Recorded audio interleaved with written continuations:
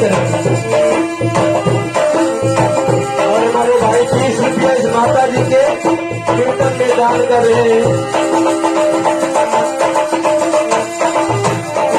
माँ जी सभी भाइयों सभी माँ बहनों को रक्षा करें, इनकी रोजी रोजगार में बरकत करें, इनके लड़के बच्चों को अमर करना। जय श्री राम।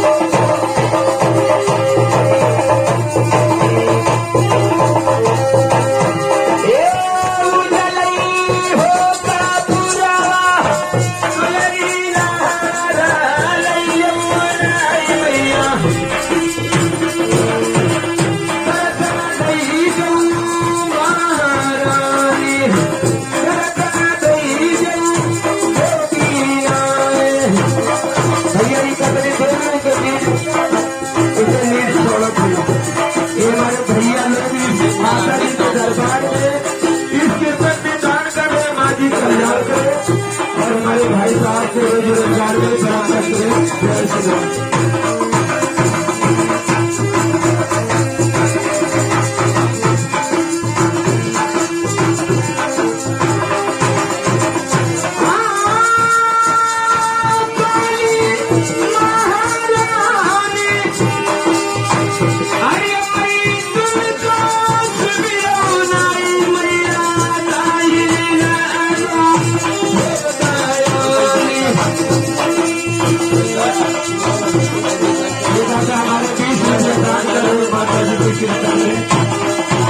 आज कल्याण करें।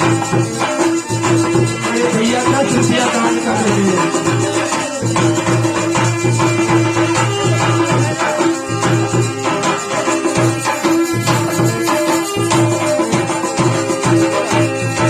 और दादा हमारे 20 रुपया और दान करें। इस कीर्तन में माँ जी के चरणों में माँ जी कल्याण करें।